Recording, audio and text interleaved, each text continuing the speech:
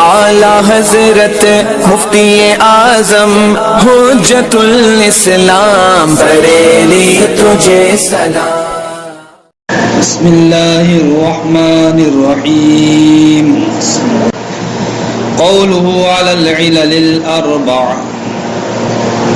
آپ نے قطبی میں پڑھا صاحب، نظر و فکر کی جو تعریف کی گئی اس تعریف کی خوبی شارح نے یہ بتائی تھی کہ یہ تعریف علل اربع پر مشتمل ہے۔ تو علل اربع پر مشتمل ہونا یہ نظر و فکر کی تعریف کی خوبی تھی۔ اب سوال یہ ہے کہ یہ خوبی ذاتی خوبی ہے یا جناب والا خارجی خوبی ہے؟ کیا جی نظر و فکر کی تعریف کا علل اربع پر مشتمل ہونا جو خوبی ہے یہ خوبی ذاتی خوبی ہے یا خارجی خوبی ہے؟ علامہ میر اسی کو اجاگر کریں گے، کیونکہ بال کی کھال علامہ میر ہی نکالا۔ فرماتے ہیں جناب والا کہ یہ جو تعریف علل اربع پر مشتمل ہے نظر و فکر کی، یہ ذاتی خوبی پر نہیں ہے بلکہ خارجی خوبی پر ہے۔ یعنی یہ جو خوبی ہے علل اربع پر مشتمل ہونا ہے ذاتی نہیں ہے بلکہ یہ کیا ہے؟ خارجی ہے۔ اب کیسے آپ اندازہ لگائیں گے کہ صاحب یہ ذاتی خوبی نہیں ہے خارجی خوبی ہے؟ تو اب آپ اس بات سے اندازہ لگائیں گے، پہلے علل اربع پر آپ نظر و فکر کریں۔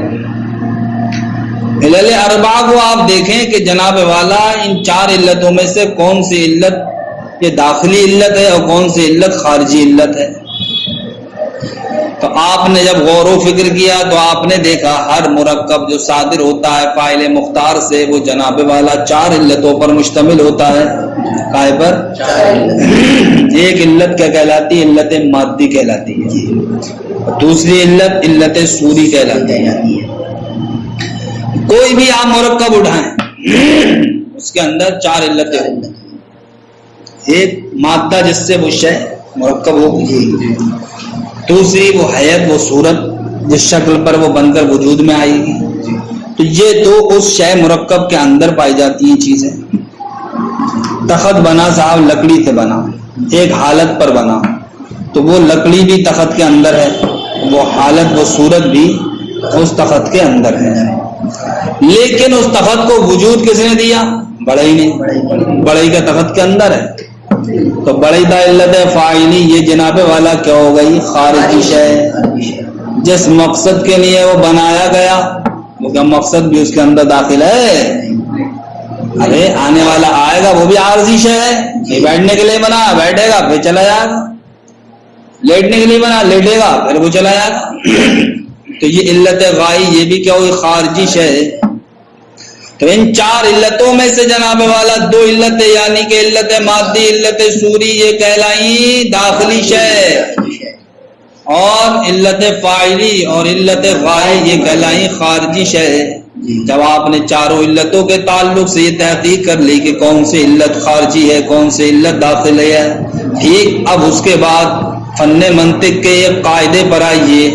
وہ قاعدہ یہ ہے کہ نتیجہ ادون کے تابع ہوتا ہے۔ پڑھا نہیں پڑھا یہ قاعدہ کہ نتیجہ ادون کے تابع ہوتا ہے؟ یعنی کہ اگر ایجاب و سلب ہے کہیں پر تو سلب کیا کہلاتا ہے؟ یہ ادون کہلاتا ہے۔ تو نتیجہ کیا ہوتا ہے؟ سالبہ آتا ہے۔ اور اگر کہیں کلیت و جزئیت ہو تو نتیجہ کیا نکل کے آتا ہے؟ جزئیت۔ کیوں؟ اس لیے کہ کلی کے مقابلے میں جزئی یہ کیا ہے؟ ادون ہے۔ تو نتیجہ کیا ہوتا ہے؟ ادون کے تابع ہوتا ہے۔ اسی طریقے سے اب خارجی اور داخلی شے میں آئیے، اس میں تقابل کیجئے کون سی چیز ادون کہلائے گی؟ تو آپ کہیں گے خارجی شے ادون کہلائے گی۔ نتیجہ کیا ہوتا ہے؟ ادون کے تابع ہوتا ہے۔ جب ان دو باتوں کو آپ ذہن میں رکھ لیں گے اب آپ یہ بات ثابت کریں گے کہ نظر و فکر کی تعریف جو علل اربع پر مشتمل ہے وہ جناب والا علل اربع پر مشتمل ہونا یہ اس کی جو خوبی ہے یہ خارجی خوبی ہے۔ کیوں؟ اس لیے کہ ان چار علتوں میں سے جو دو علتیں ہیں وہ تو داخلی ہیں اور دو علتیں ہیں جو اور وہ کیا ہیں؟ خارجی ہیں، اور نتیجہ ادون کے تابع ہوتا ہے۔ تو اس کا مطلب یہ ہوا کہ چاروں علتیں خارجی ہوئی، چاروں علتیں اب نظر و فکر کی تعریف انہیں علتوں پر مشتمل تھی، جب یہ علتیں ہو گئی خارج تو اب یہ خوبی جو آئی علتوں پر مشتمل ہونے کی وجہ سے یہ خوبی بھی خارجی ہوئی یا نہیں؟ اس لیے علامہ میر فرماتے ہیں کہ نظر و فکر کی تعریف کا علل اربع پر مشتمل ہونا، یہ جو اس کی خوبی ہے یہ خوبی داخلی نہیں خارجی ہے. سمجھ گئے؟ دیکھو اقول، علامہ میر کہتے ہیں میں کہتا ہوں کل مرکب صادر عن فاعل مختار، ہر وہ مرکب صادر ہوتا فاعل مختار سے لا بد له من علت مادیۃ وعلت صوریۃ، اب ضروری یہ ہے کہ وہ جناب والا اس کے لیے ایک علت مادی ہو اور کیا ہو، ایک علت صوری ہو. وہما داخلتان فیہ، تو یہ جناب والا دونوں علتیں کیا ہوتی ہیں اس مرکب میں داخل ہوتی ہیں. ومن علت فاعلیۃ وعلت غائیۃ، اور جناب والا علت فاعلی کا ہونا علت غائی کا ہونا یہ بھی ضروری ہے. وہما خارجتان عنہ، لیکن یہ دونوں علتیں کیا ہوتی ہیں خارج ہوتی ہیں کس سے، مرکب سے. تو اب یہ جو تعریف جو علل اربع کی خوبی پر مشتمل ہوئی یہ کس اعتبار سے ہوئی ہے، خارجی خوبی، داخلی خوبی نہیں. تو اب اس کو جو خوبی سے تعبیر کر دیا تو اس خوبی سے تعبیر کرنے کا مطلب یہ ہوگا کہ کہیں کوئی ایسی تعریف ہوتی ہے جو ایک علت پر مشتمل ہوتی ہے. مثلا ہم نے کہا کہ تخت لکڑی ہے، اب تخت کی تعریف ایک علت سے ہوئی نہیں ہوئی؟ ارے لکڑی کیا تھی، وہ علت مادی تھی نہیں تھی؟ کبھی جناب والا شے کی تعریف دو علتوں سے ہوتی ہے، مثلا کہا جاتا ہے تخت لکڑی ہے، بنایا ہے کس کو، بڑئی نے، تو بڑئی علت فاعلی اور لکڑی ہونا یہ علت مادی، دو علتوں سے تعریف ہو گئی. اور کبھی شے کی تعریف جناب والا تین علتوں سے ہوتی ہے، مطلب یہ ہوتا ہے کہا جاتا ہے یہ تخت کس کا ہے، لکڑی کا ہے، بنایا اس کو بڑئی نے ہے. سمجھے؟ کائی کے لیے بنایا ہے، سونے کے لیے بنایا، بیٹھنے کے لیے بنایا، تو یہ تین علتوں پر مشتمل تعریف ہو گئی. کبھی جناب والا کوئی تعریف چار علتوں پر مشتمل ہوتی ہے، مثلا کہا جاتا ہے کہ یہ تخت لکڑی کا ہے، سمجھ گئے، اس کو بنایا کس نے ہے، بڑئی نے بنایا ہے، اور جناب والا اس کو لیٹنے کے لیے یا بیٹھنے کے لیے بنایا گیا اور اس حالت پر بنایا گیا ہے جو حالت موجودہ ہے. تو یہ تعریف جناب والا کتنی علتوں پر مشتمل ہوگی، چار. تو اب اس کو جو خوبی بیان کیا وہ اس اعتبار سے بیان کیا ہے کہ جناب والا جو تعریف ہم ایک علت کے ذریعے کریں یا دو علت کے ذریعے کریں، وہ تین علت کے ذریعے کریں، اور ایک تعریف وہ ہے جو ہم نے چار علتوں کے ذریعے سے کی ہے. تو وہ تعریف جو چار علتوں کے ذریعے سے کی گئی ہے وہ تعریف ان تمام تعریفوں سے اکمل ہوگی یا نہیں ہوگی کہ جہاں پر چار علتیں نہیں ہیں. اس لیے نظر و فکر کی تعریف جو علل اربع پر مشتمل ہوئی وہ چار علتوں پر مشتمل ہونے کی وجہ سے خوبی کی کیا ہو گئی، مستحق ہو گئی. ان کی طرف نظر کرتے ہوئے کہ جہاں جناب والا تعریف شے کی ایک علت سے کی جائے یا دو سے کی جائے یا تین سے کی جائے. وقد يعرف الشيء بالقياس الى علت واحدہ، کبھی کبھی ایسا ہوتا ہے کہ شے ایک علت کی جانب قیاس کرتے ہوئے پہچانی جاتی ہے، او علتین، یا جناب والا دو علتوں کی جانب قیاس کرتے ہوئے، او ثلاث علل، یا پھر جناب والا تین علتوں کی جانب قیاس کرتے ہوئے.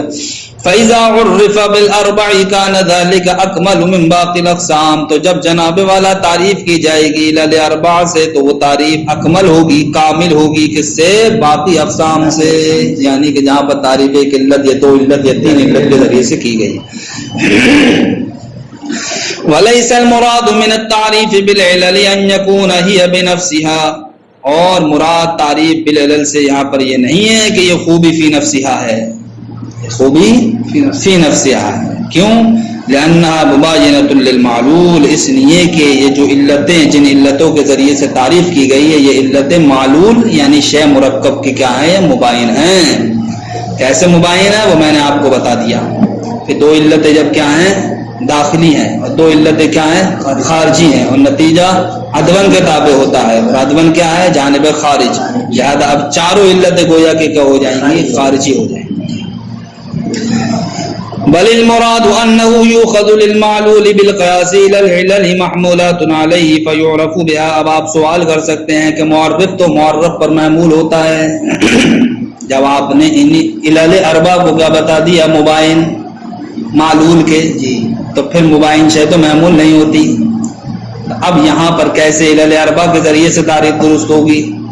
تو فرماتے ہیں کہ اب ہم یہاں پر ایک محمول کیا کر لیں گے؟ اخذ کر لیں گے.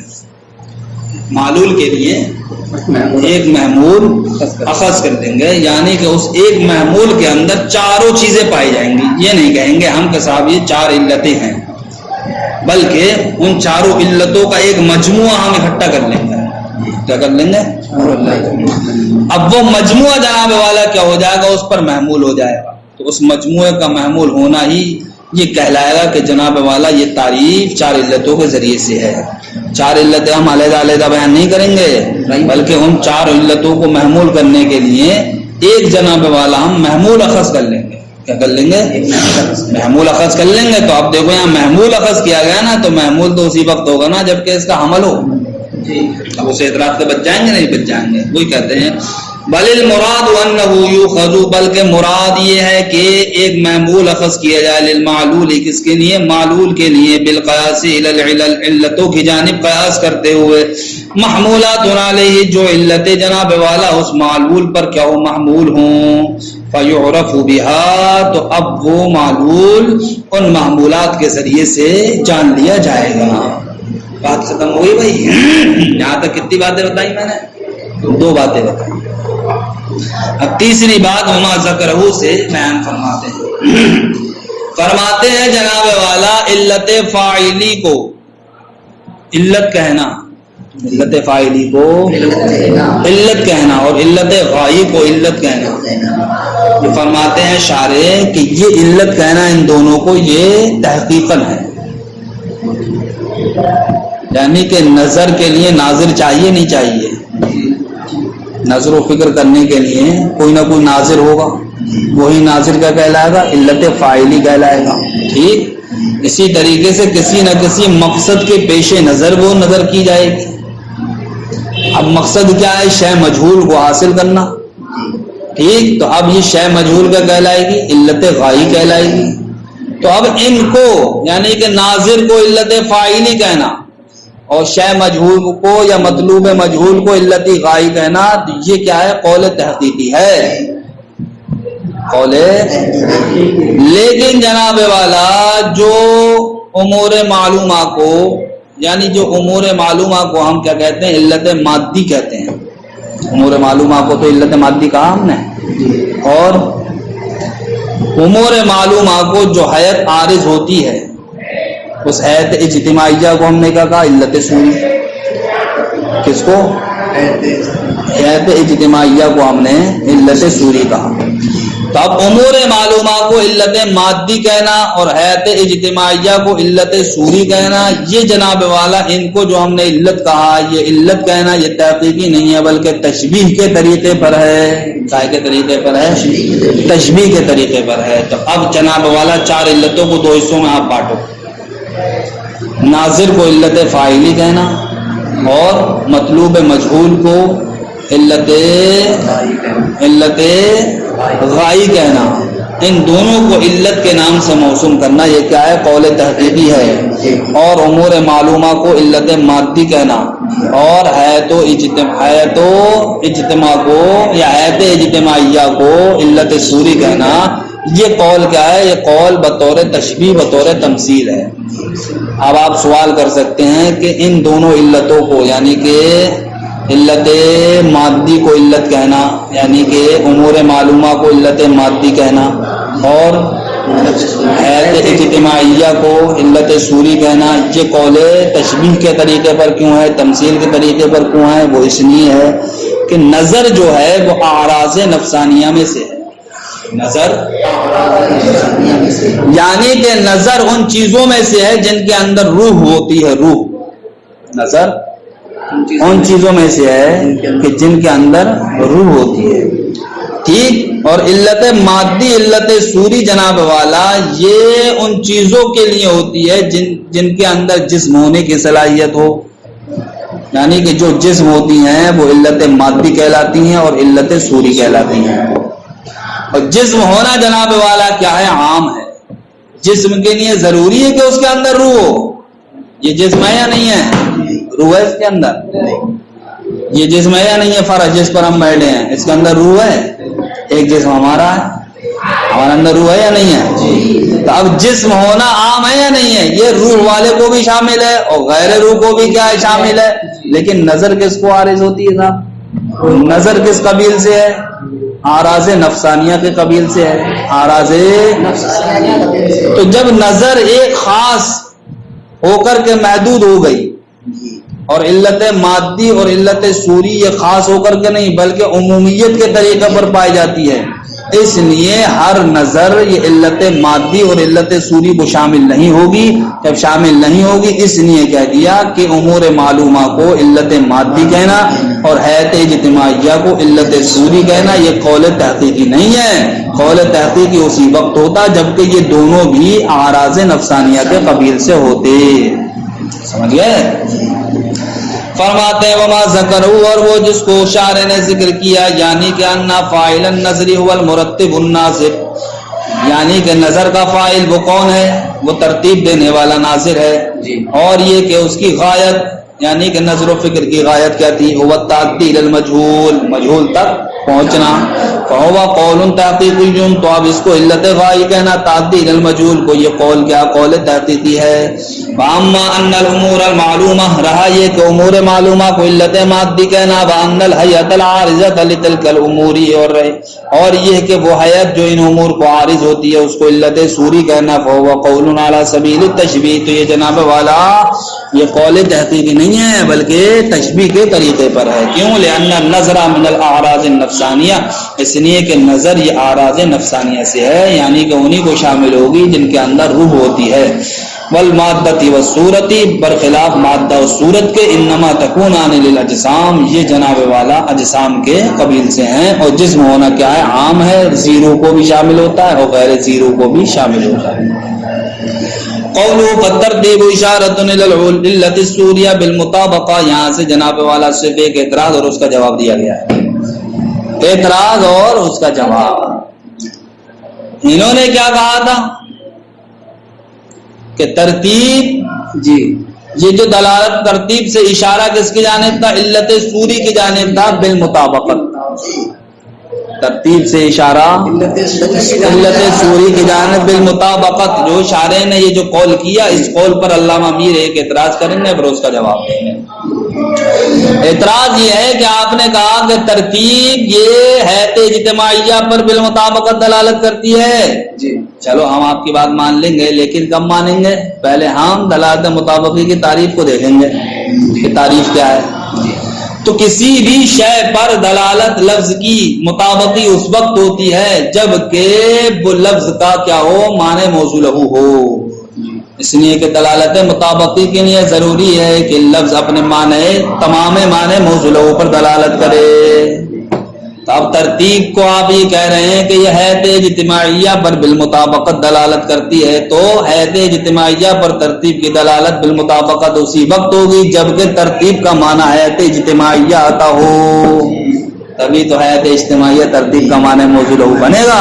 جب معنی موضوع لہو بنے گا تب اس کی دلالت ترتیب کی حیات اجتماعیہ پر مطابقی کہلائے گی. لیکن ہم نے بہت کتابیں چھانی صاحب، ترتیب کا معنی حیات اجتماعیہ کہیں نہیں ملا. جب ترتیب کا معنی حیات اجتماعیہ نہیں ہوا تو اب حیات اجتماعیہ یہ معنی موضوع لہو نہیں بنا. جب معنی موضوع لہو نہیں بنا تو تب ترتیب کی دلالت حیات اجتماعیہ پر یہ مطابقی کیسے ہوگی؟ بتاؤ بھائی. ارے دلالت مطابقی ہونے کے لیے معنی موضوع لہو چاہیے نہیں چاہیے؟ ترتیب کی دلالت حیات اجتماعیہ پر مطابقی اسی وقت ہوتی جبکہ ترتیب کا معنی موضوع لہو ہی حیات اجتماعیہ ہوتا، حالانکہ ترتیب کا معنی موضوع لہو حیات اجتماعیہ نہیں ہے. ٹھیک، تو یہ دلالت مطابقی ہوگی؟ نہیں. اس کا جواب سمجھنے سے پہلے آپ کچھ باتیں ذہن نشین رکھیں. اعتراض سمجھ لیا؟ چند باتیں وہ یہ ہیں کہ ترتیب یہ علت بھی ہے اور ترتیب یہ معلول بھی ہے. ترتیب علت بھی ہے اور ترتیب یہ معلول بھی ہے. ترتیب کے لیے جناب والا کوئی نہ کوئی مرتب ہوگا، اس مرتب کے ذریعے سے ترتیب وجود میں آئے گی. تو مرتب کیا بنے گا؟ علت فاعلی، اور ترتیب خود کیا بنے گی؟ ارے وہ علت، ہاں مرتب بنے گا علت اور ترتیب بنے گا اسی علت کا معلول. تو ترتیب کیا ہو گئی؟ مرتب کی طرف نظر کرتے ہوئے معلول ہو گئی. لیکن جناب والا ترتیب ہی وجود دیتی ہے حیات اجتماعیہ کو. ارے ترتیب کے ذریعے سے حیات اجتماعیہ وجود میں آتی ہے. تو اب ترتیب حیات اجتماعیہ کی طرف نظر کرتے ہوئے علت بن گئی یا نہیں بن گئی؟ اور حیات اجتماعیہ اس کا کیا بن گیا؟ معلول. تو اب ترتیب کے اندر دو چیزیں پیدا ہو گئی نہیں ہو گئی کہ ترتیب علت بھی ہے کس کی طرف نظر کرتے ہوئے؟ مرتب کی طرف نظر کرتے ہوئے. اور ترتیب نہیں، ترتیب معلول ہوا مرتب کی طرف نظر کرتے ہوئے، اور ترتیب علت ہے حیات اجتماعیہ کی طرف نظر کرتے ہوئے. ایک بات سمجھ لی آپ نے. دوسری بات آپ یہ سمجھیں کہ علت کی دلالت معلول پر یہ اظہر ہوتی ہے. کس سے؟ معلول کی دلالت علت پر ہونے سے. علت معلول پر جو دلالت کرتا ہے یہ دلالت کیا ہوتی ہے؟ زیادہ ظاہر ہوتی ہے، اس لیے کہ کوئی بھی معلول علت کے بغیر وجود میں نہیں آئے گا. لیکن معلول جو علت پر دلالت کرتا ہے تو یہ ضروری نہیں ہے کہ جس علت پر دلالت کر رہا ہو اسی علت کا یہ معلول ہو سکتا ہے کہ کسی دوسری علت کا معلول ہو. تو معلول کی دلالت علت پر یہ اظہر نہیں ہوتی ہے. تو علت کی دلالت معلول پر یہ اظہر ہوتی ہے، اور برخلاف معلول کے علت پر دلالت کرنے سے کہ معلول کی دلالت علت پر یہ اظہر نہیں ہوتی ہے. سمجھ گیا بھائی؟ ان دو باتوں کو ذہن میں رکھنے کے بعد اب اصل مدعا پر آئیے آپ جواب کی طرف.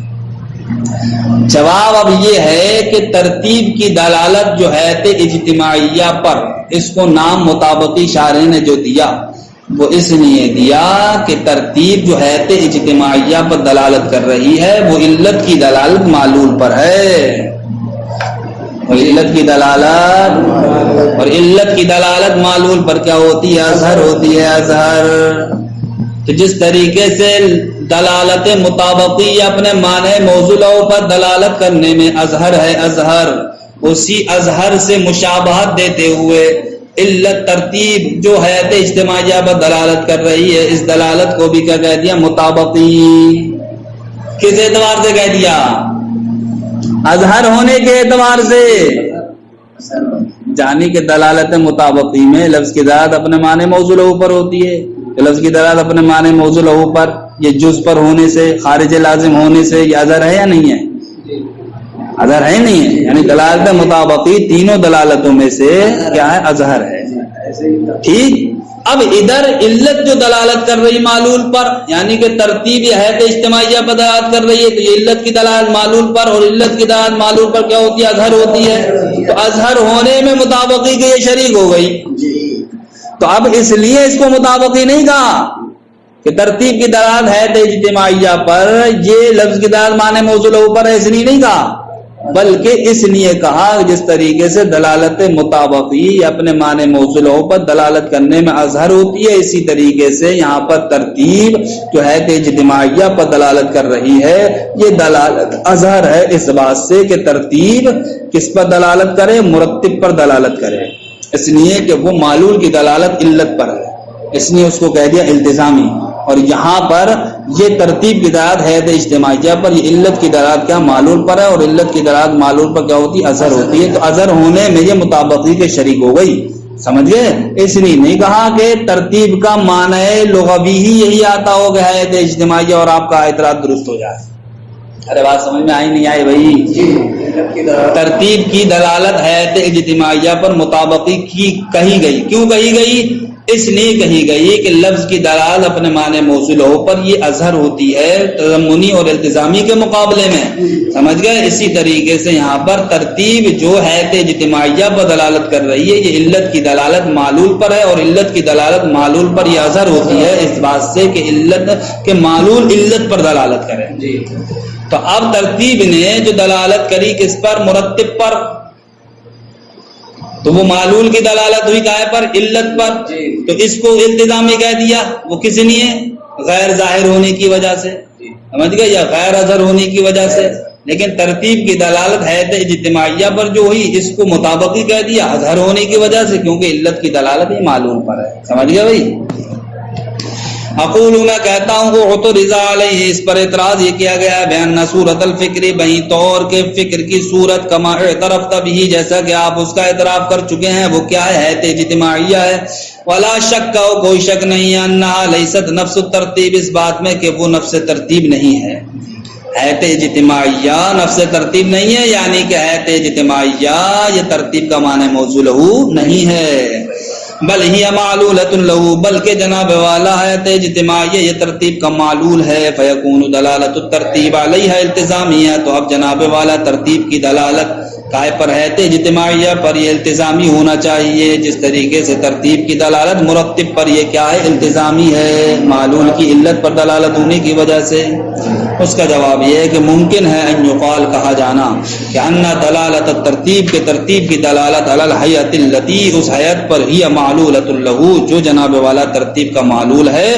یہ دلالت کیا ہے اظہر من دلالتی علی المرتب یہ اظہر ہے اس دلالت سے جو اس مرتب پر ہے وہ فاعلہ جو ترتیب کا کیا فاعل ہے کیوں لأن دلالت العلت اس لیے کہ علت کی دلالت اپنے معلول پر یعنی کہ ترتیب کی دلالت حیت پر اقوا یا اقوا ہے وہ اظہر اور اظہر ہے کیسے من دلالت المعلول علیہ معلول کی دلالت علت پر ہونے سے اور معلول کی دلالت علت پر کیا ہے وہ ترتیب کی دلالت مرتب کا لأن العلت المعینہ کیوں اب اظہر ہے اس لیے کہ علت معینہ یہ دلالت کرتی ہے علی معلول معین معلول معین پر بل معلول معین برخلاف معلول معین کے لا يدل الا علی علت ما وہ دلالت نہیں کرتا مگر کسی بھی علت پر فاراد تنبیہ علی ذالک تو جناب والا شارع نے اسی بات پر تنبیہ کرنے کا ارادہ فرمایا فعبر بالمطابقت تو اس کو کیسے تعبیر کر دیا مطابقت سے علی معنی